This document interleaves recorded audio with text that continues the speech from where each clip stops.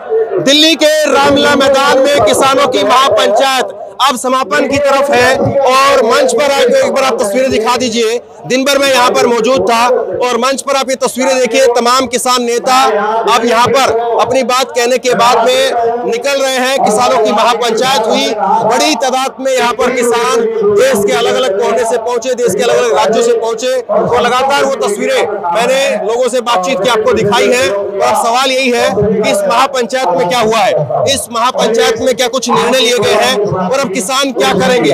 सरकार एक तरह से साफ हो गया है कि सरकार ना मानने के मूड में अभी दिखाई दे रही है और ना ही सरकार जो है वो पीछे हटने के मूड में दिखाई दे रही है। तो महापंचायत हुई, लोग आए, लेकिन सरकार अभी भी वहीं पर है और सरकार मानने के मूड में नहीं है। तो सरकार एक तरह से ये कहे कि नहीं मानी है, अब किसान क्या करेंगे और यहाँ पर आज क्या जो है वो अंतिम फैसला हुआ या क्या ऐसी बड़ी बात जो दर्शकों के लिए आप कहेंगे। देखो, किसान पिछले 22 साल से न्यूनतम समर्थन मूल्य पर खरीदी गारंटी कानून और स्वामीनाथन आयोग की रिपोर्ट लागू कर इसकी मांग भारत सरकार से करती आई है और फिलहाल भाजपा सरकार इन दोनों मुद्दों से पीछे हट रही है। जबकि इनका वादा किया हुआ था कि हम सत्ता में आएंगे तो किसान की आय भी दुगनी करेंगे।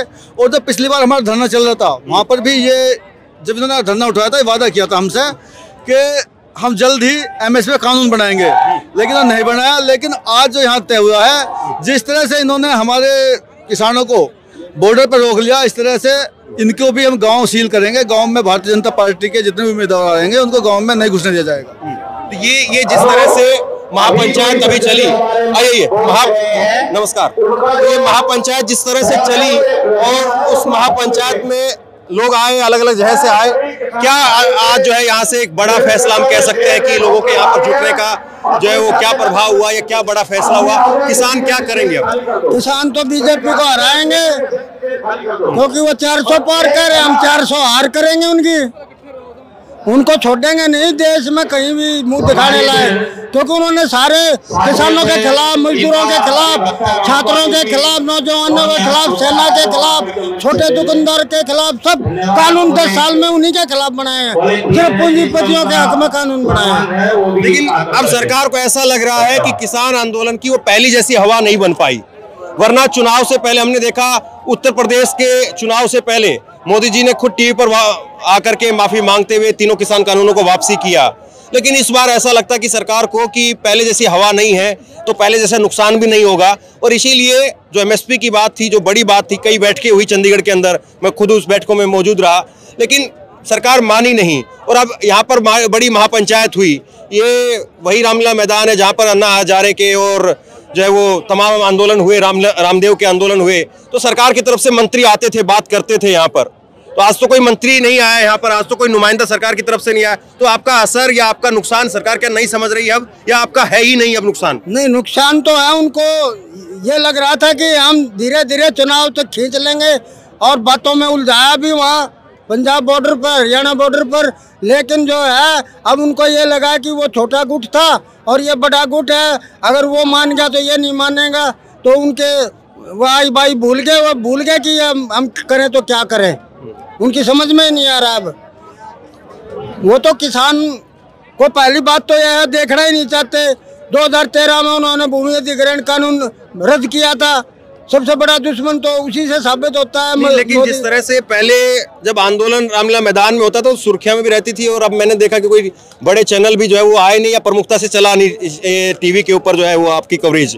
तो ये क्या वाकई सरकार को लग रहा है, मैं आप दोनों से बात करूंगा, और ये जो है एक आप कह सकते हैं वो लोगों में से है जो इस किसान आंदोलन को या पिछला जो किसान आंदोलन हुआ उनको गांव देहात में लोगों तक पहुंचाने में या लीड करने में रहे। तो ये क्या असर अब सरकार को लगता है कि आप लोगों का उतना नहीं बन पाया? नहीं, असर हमारा पूरा है। लेकिन जितने भी मीडिया चैनल हैं, जितने बड़े टीवी चैनल हैं, सब अडानी और अंबानी ने खरीद लिए हैं।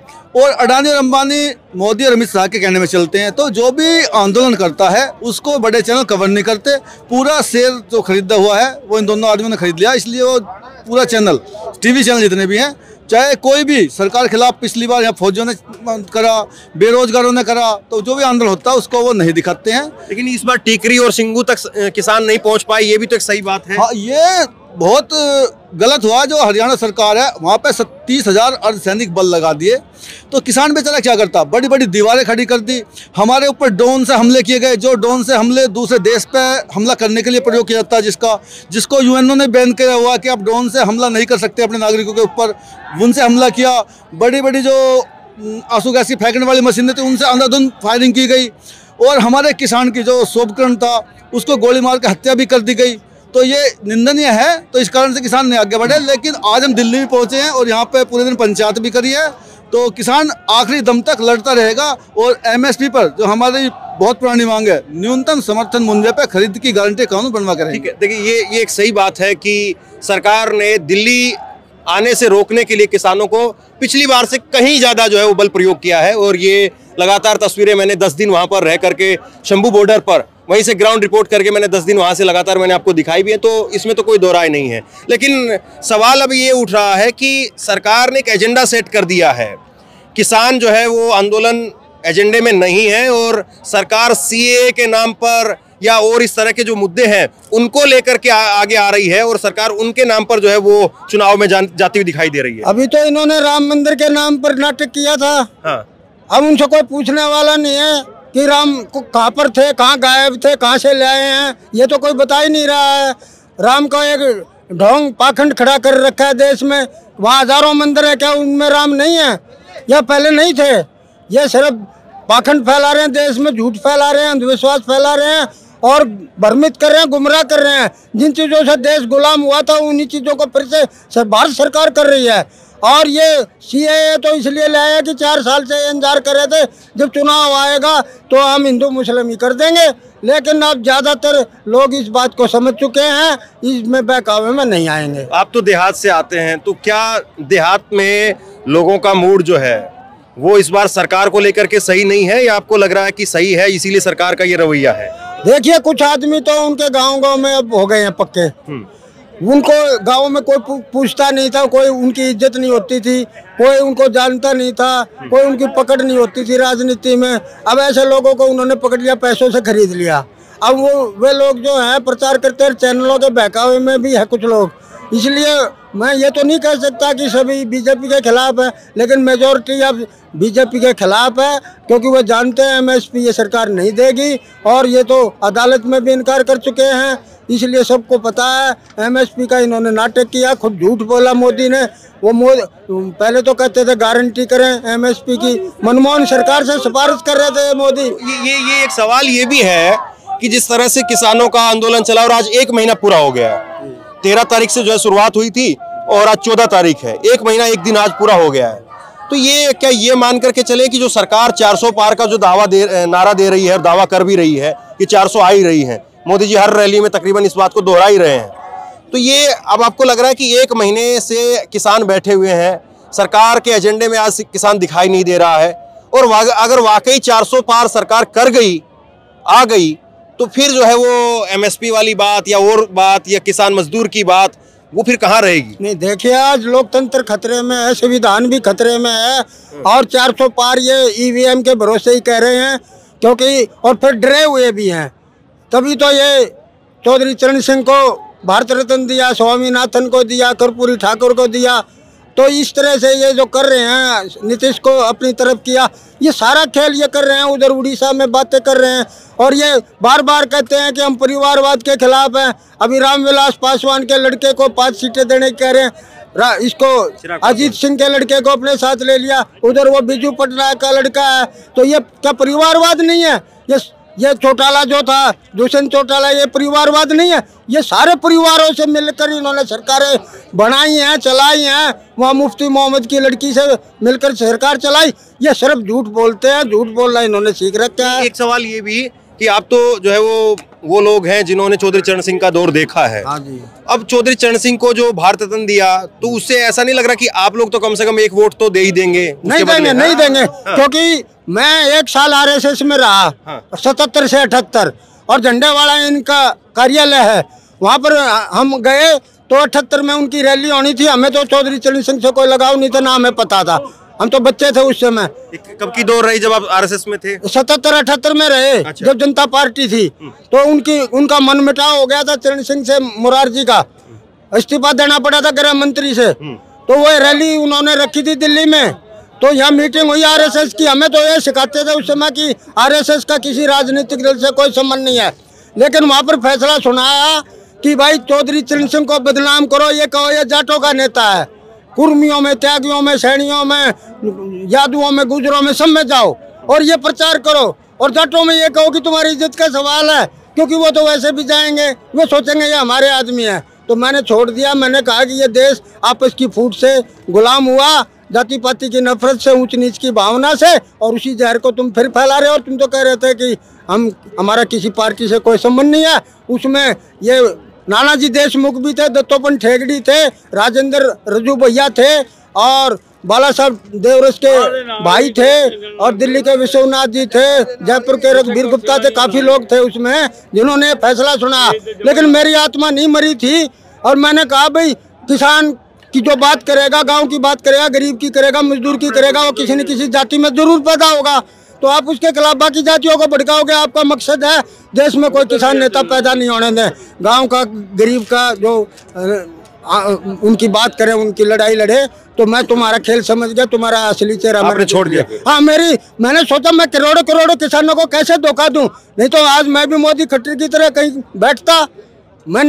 मेरी आत्मा ने ये स्वीकार नहीं किया कि ये तो बिल्कुल पापी लोग हैं, बहुत घटिया लोग हैं, गंदे लोग हैं, देश के दुश्मन हैं। तो मैं तो उसी दिन समझ गया था कि इनके साथ तो हम देश के खिलाफ ही काम करेंगे, इनके साथ रहकर। तो ये 400 पार की जो सरकार आज बात कर रही है, और 1 महीने का आंदोलन हो गया सरकार की जो है, वो अभी लग रहा है कि वहाँ तक तो कोई आवाज़ नहीं है। नहीं तो अगर आवाज़ होती तो कोई नुमाइंदा सरकार की तरफ से यहाँ आता, तो फिर कैसे होगा? क्या वाकई ये जो है वो लोग अब सरकार को 400 पार ही पहुँचा देंगे? और या 400 पार अगर सरकार कैसे पहुँच भी गई तो फिर उसके बाद में किसान और मजदूर और जो ये बाकी के आंदोलन हम देखते थे दिल्ली में, अब वैसे होने भी बंद हो गए वैसे, तो फिर क्या भविष्य है? देखो, पहली बार तो 400 पार आएंगे नहीं, क्योंकि ये ईवीएम के दम पे बोल रहे हैं, और ईवीएम का जो है पूरे भारत में जगह जगह विरोध हो रहा है। ईवीएम को हम गाँव में नहीं घुसने देंगे। जिस तरह से इन्होंने हमें दिल्ली से आने से रोका, ऐसे ही हम इनके नेताओं को गांव में नहीं घुसने देंगे, इनकी ईवीएम की मशीन को नहीं घुसने देंगे, उसका हम विरोध करेंगे। अगर ये जैसे सत्ता में आ भी गए, हम लड़ने के आदमी किसान, हम 200 साल अंग्रेजों से लड़ते रहे, कांग्रेस से भी लड़ते रहे। हमारा ऐसे नहीं कांग्रेस से नहीं लड़े, कांग्रेस के टाइम पे भी हम पे लाठीचार्ज हुए, मुकदमे दर्ज हुए, उनसे भी हमारा झगड़ा रहा। ये जब भी जो भी सत्ता में रहेगा, हम जब तक एमएसपी पे गारंटी खरीदे कानून नहीं बनेगा, हम लड़ते रहेंगे, चाहे इनकी कितनी सीट आओ, कोई भी सत्ता में रहे। हमारा मेन लक्ष्य स्वामीनाथन आयोग की रिपोर्ट लागू करवाना और एमएसपी पे खरीदी गारंटी का कानून बनवाना। ये किसानों की जो है जाने भी गई कई लोगों की, तो और अब सरकार फिर भी जो है वही बात कर रही है, और महापंचायत की यहाँ पर जो है आज हुई भी, लेकिन कोई सेहत पर असर दिख रहा है आपको सरकार की पे? आपको लग रहा है कि आपकी वजह से सरकार कहीं पर बैक फुट पर है, या सरकार कुछ सोचेगी अभी जो आखिरी समय है उसमें? देखिए, गूंगी बहरी सरकार है, इसे क्या कहेंगे? फिर आप लोग क्या करेंगे? देखिए, हम यो करेंगे, हम देश को बचाने वाले और देश के लिए कमाने वाले, और हम लड़ाई लड़ने वाले हैं। हम लड़ाई लड़ते रहेंगे संवैधानिक तरीके से, संविधान के तरीके से। ये सरकार नहीं मानेंगी तो हम इसका जवाब देंगे वोट में। हमें बाबा भीमराव अम्बेडकर ने हथियार के रूप में वोट दिया है, वही हमारी AK-56 है, वही हमारी AK-47 है, वही हमारी राइफल है, वही हमारी बंदूक है, वही हमारी लाठी है, वही हमारा डंडा, वही हमारी कलम है। आने वाले 24 के चुनाव में हम लोग अपना वोट देकर इस सरकार को बदलने का काम करेंगे। सरकार गूंगी बहरी सरकार है और सरकार लड़ाने का काम करती है। इसने तो लिए को आतंकवादी भी कहा है, इसने तो किसानों को खालिस्तानी भी कहा है, इसने तो किसानों की रुकावट के लिए है कि किसान अब यहाँ से विरोध का झंडा बुलंद कर रहे हैं। देखिए, मेरा तो मानना यही है, अगर किसान ऐसा नहीं करते, अगर धरनों में आ रहे हैं और वहां जाकर भाजपा को वोट दे रहे हैं, तो मैं ये कहता हूं, अपनी मातृभूमि के साथ, अपने जमीर के साथ धोखा मत दो, गद्दारी मत करो, घर बैठो, रहो उनके साथ। जो सच्चे लोग हैं वो लड़ाई लड़ते रहेंगे। देश की आजादी में सुनिए, देश की आजादी में भी ऐसा हुआ था। तमाम फिरंगी लोग जो होते थे, तो तमाम जो गद्दार होते थे, वो फिरंगियों से मिले हुए होते थे। मैं कहना चाहता हूं आपके चैनल के माध्यम से, इस तरह के धरने प्रदर्शन हम कर रहे हैं, अच्छी बात है। सरकार ने हमारे नेताओं को तोड़ने का काम किया, जो कमीशन के और दलाल थे वो चले गए उनके साथ, उनको गाड़ी मिल गई, घोड़ा मिल गया, गनर मिल गया। ये ऐसे ही है फिर कि किसान यहाँ पर भी आएंगे और वहाँ पर वोट? बिल्कुल बिल्कुल, हम इसका डटकर विरोध करेंगे, और हम इस बात को कह भी रहे हैं कि इनका एक ही धर्म है, देश बेचना, देश लूटना, देश बर्बाद करना। और जो भी भाजपा का दिखाई दे, ये समझ लो वो किसान का, मजदूर का और समाज का, देश का दुश्मन है। ये राष्ट्र विरोधी ताकतें हैं, देश सरकार विरोधी। ये कहेगी कि इनकी तो, अगर आप लोगों की जो सोच है या जो बात आप बोल रहे हैं, तो एमएसपी मिल जाती तब भी यही रहती, एमएसपी नहीं दी तब भी यही रहेगी, ये तो भाजपा को जो है वो दुश्मन, और आप जो बाकी शब्द आप कह ही रहे हैं। नहीं, ये तो इन्होंने साबित कर दिया, बार बार ये धोखा दे रहे हैं, झूठ बोल रहे हैं। इन्होंने वादा किया था, लिखित में दिया था कि हम एमएसपी पे कमेटी बनाएंगे, बात करेंगे, लागू करेंगे, कुछ भी तो इन्होंने नहीं किया। कर्जा माफी नहीं किया, कोई किसान रोजगार है वो छीन लिए सारे इन्होंने, तो जो खाली पत्ते वे भी नहीं भरे। तो इससे साफ साबित होता है इनके कारगुजारियों से, इनके कारनामों से, कि ये देश के दुश्मन है। और चुनावी बॉन्ड कानून ने साबित कर दिया।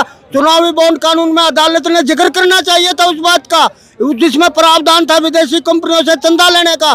चुनाव आयोग ने बाकायदा हलफनामा दिया था अदालत में कि अगर ये कानून लागू हुआ तो विदेशी कंपनियों की सरकार हो जाएगी।